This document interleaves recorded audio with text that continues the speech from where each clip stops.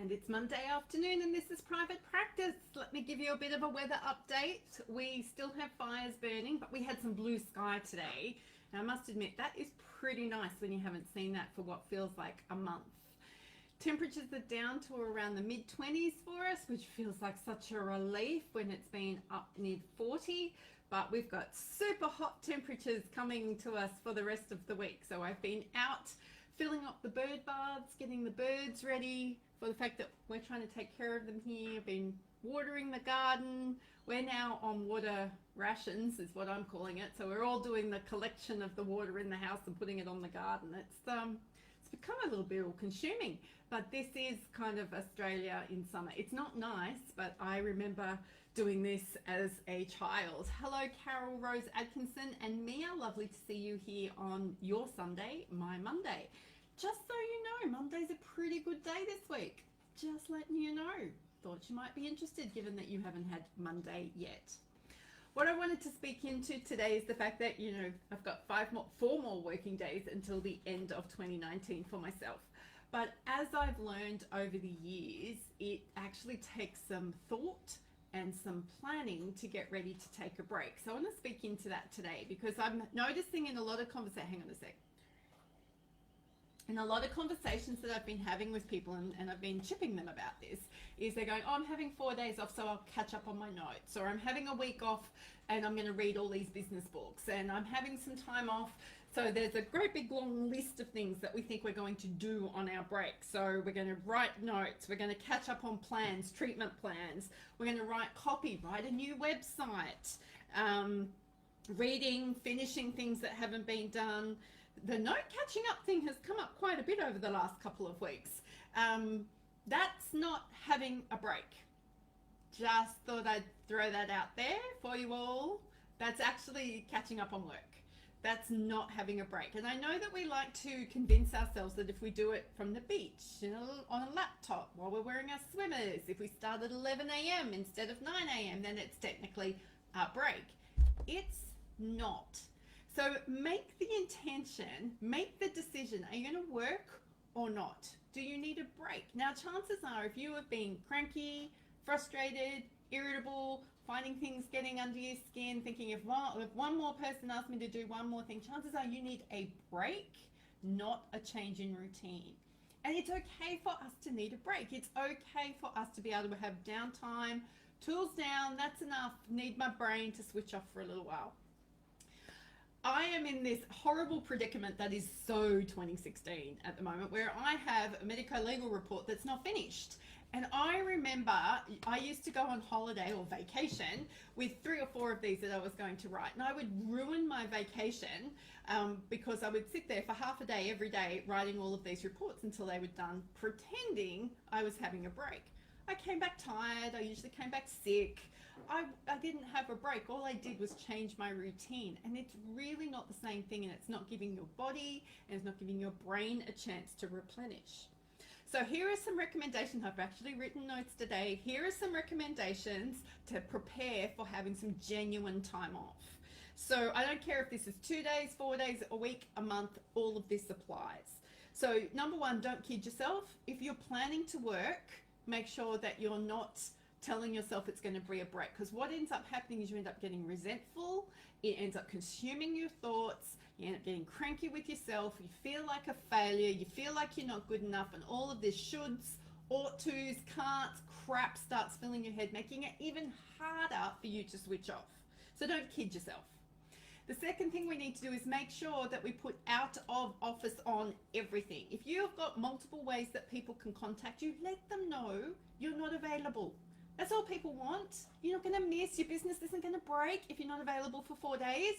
If it is, you and I need to have a much bigger conversation. So on your computer, on your email, on your phone, on where your messaging is.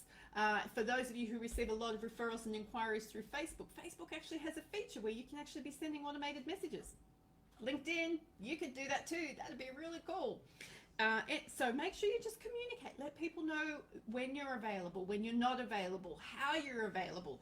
For those of you who work in crisis, make sure that you're giving people directions to where to go if they're in crisis. That's not your responsibility if you are having a break, a genuine break. If you've got clients who need care, organize their care with another person, especially those of you who are single operators. It's okay for you to go, hey, while I'm not available, I have organized for this person to be available for you or that person to be available for you. Takes a bit of planning, takes a bit of thought, but it is doable. We do that here at Purple Co. Who's away, who's around, who needs some support, give them this person's name and number. Let's move on. Let's make sure that the people who need the support get the support, and the people who have a break have a proper break. Expect to be irritable, cranky until your central nervous system has learned to calm down. Chances are, if you're a high-performing, driven, ambitious person, you have learned how to do multiple, or you think you've learned how to do multiple things at once. You've got multiple tabs open. You've got all sorts of projects on the go. If you're not thinking about that project over there, you're thinking about that project over there. Your brain is constantly whirring. You're coming up with new ideas and new ways to be creative. You need a break from that. That is work. Now, it's not an automatic thing. We don't just have a break and everything switches off and all of a sudden we're calm and lovely. That doesn't happen. What tends to happen is this striving we have to be productive. I don't feel productive. I've got to get up today so I can feel productive. I've got to clean all the shelves so I can feel productive. I've got to read an entire book this weekend so I can feel productive. That's the sort of garbage that gets us into strife. And then you end up coming to see me as a rehab counseling client, because then I have to take you through my burnout recovery program.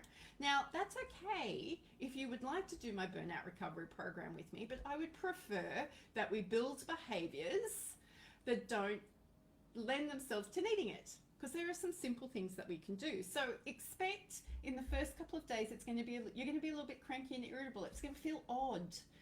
So do some exercise, do some activity, get outside with the kids or the dogs, go play with other people's kids and dogs, but not in a creepy way. Go for a long walk, go to the beach, get outside in nature. Read a book. That's the thing that I do. I get absorbed in a book. Got some great recommendations if you haven't been following me over the weekend.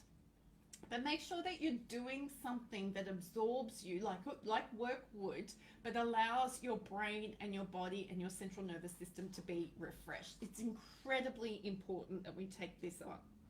Now, once you've started to move through this irritability and you've started thinking, oh, maybe the only thing I need to achieve today is to wake up, eat, maybe have a shower, because that's kind of okay, then just focus on doing one thing at a time. This discipline of mine, I have to implement it every Saturday, where I'm just doing one thing at a time. Gosh, it serves me well. It's hard, but it serves me so well and allows me to calm down, allows my brain function to calm down. It allows my metabolism to speed up. It allows me to feel relaxed, because I'm not always going, what's the next thing? What's the next thing? What's the next thing? So if you really want to have a break and serve yourself incredibly well over this Christmas time or holiday season or whenever it is, please, please, please go back and look at this video, watch this video, listen to this video, and implement the things that I've recommended, because I assure you it will change the way you take vacation, take holidays, and when you return, you are going to feel ready and able to cope with whatever comes your way. So I plan to be around for the rest of the week. I'm planning to get this report finished because I do not want to take that with me into my vacation. But if I have to, that's what's going to happen. I'm not working on it while I'm on vacation. Yeah, okay, Carol, yeah, you're not going to do any creepy thing. I thought that was a helpful recommendation.